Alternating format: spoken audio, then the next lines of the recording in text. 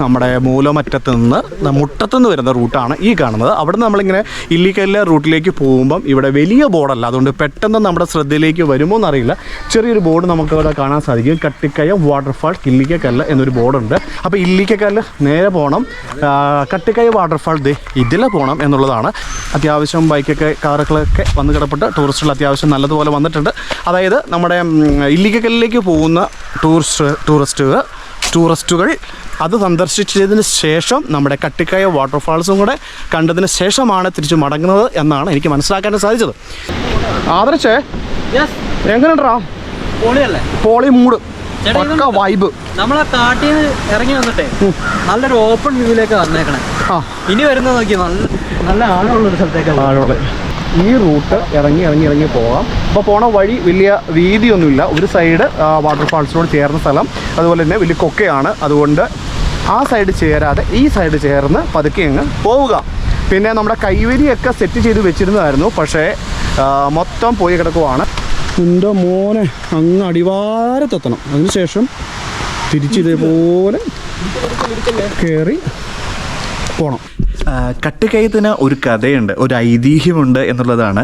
പണ്ട് ഇവിടെ കുറേ മഹർഷിമാർ ധ്യാനത്തിനിരുന്നതായി പറയപ്പെടുന്നു. അപ്പോൾ ഈ മഹർഷിമാർ ധ്യാനത്തിനിരിക്കുന്ന ആ ഒരു മഹർഷിമാരുടെ ഡ്രസ്സ് അലക്കി കൊടുക്കുന്നതിന് വേണ്ടി അവിടെ ഒരു അലക്കുകാരനെ നിയോഗിച്ചു. ഈ അലക്കുകാരൻ അവരുടെ ഡ്രസ്സെല്ലാം വാഷ് ചെയ്ത് കൊടുക്കുന്നത്, അല്ലെങ്കിൽ അലക്കി കൊടുക്കുന്നത് നമ്മളിപ്പോൾ ഈ കാണുന്ന നമ്മുടെ കയത്തിൽ ഇരുന്നു കൊണ്ടായിരുന്നു ഡ്രസ്സ് അലക്കി കൊടുത്തുകൊണ്ടിരുന്നത്. ഈ ഡ്രസ്സെല്ലാം അലക്കി കൊടുത്തതിന് ശേഷം നമ്മുടെ അലക്കുകാരൻ വീട്ടിൽ ചെല്ലുമ്പോൾ ഭാര്യ ഭക്ഷണമൊക്കെ ഉണ്ടാക്കി കൊടുക്കും. പക്ഷേ നമ്മുടെ അലക്കുകാരൻ ആ ഭക്ഷണം കഴിക്കത്തില്ല എന്നുള്ളതാണ്. കാരണം അലക്കുകാരന് വിശപ്പില്ല, എന്നാൽ നമ്മുടെ അലക്കുകാരൻ്റെ വയറ് നിറഞ്ഞു ഇരിക്കുന്നു.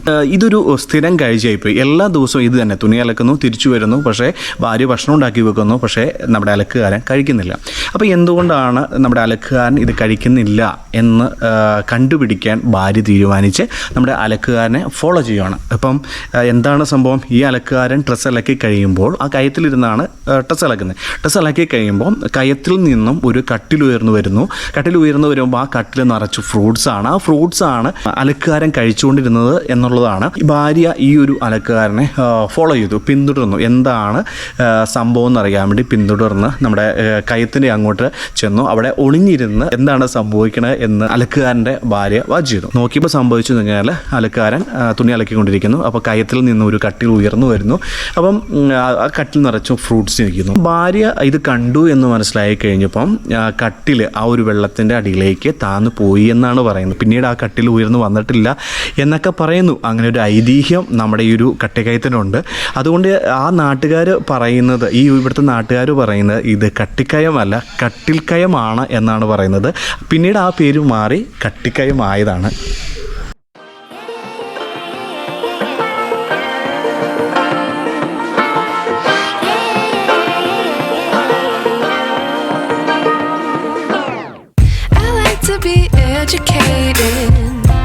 But I'm so frustrated.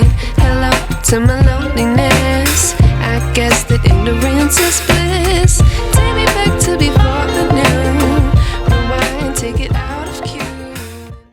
അപ്പോൾ നമ്മൾ തിരിച്ച് കയറിക്കൊണ്ടിരിക്കുകയാണ്. പിന്നെ അപ്പോൾ കട്ടിക്കയം വാട്ടർഫാൾസിലെ കാഴ്ചകൾ എല്ലാവർക്കും ഇഷ്ടപ്പെട്ടു എന്ന് കരുതുന്നു. അയ്യോ മടുത്തു. ഇനിയിപ്പോൾ നമ്മൾ ഇലവീഴാപൂഞ്ചിറയ്ക്ക് പോവുകയാണ്. അപ്പോൾ നമ്മുടെ ചങ്ക് ബ്രോ ടാറ്റ എടുത്തരാം. ടാറ്റാ. ബ്രോയുടെ ചാനലിൻ്റെ ലിങ്ക് ഡിസ്ക്രിപ്ഷനിൽ കൊടുക്കാം. എല്ലാവരും കയറുക, കാണുക, സപ്പോർട്ട് ചെയ്യുക. പിന്നെ നമ്മുടെ ആദർശ് മച്ചാനെ ബായ് പറ, അത്രേ ഉള്ളൂ. അപ്പം എല്ലാ വീഡിയോയിലും പറയുന്ന പോലെ ലൈക്ക് ചെയ്യുക, ഷെയർ ചെയ്യുക, കമൻറ്റ് ചെയ്യുക, സബ്സ്ക്രൈബ് ചെയ്യുക, സപ്പോർട്ട് ചെയ്യുക. Okay bye, Tata.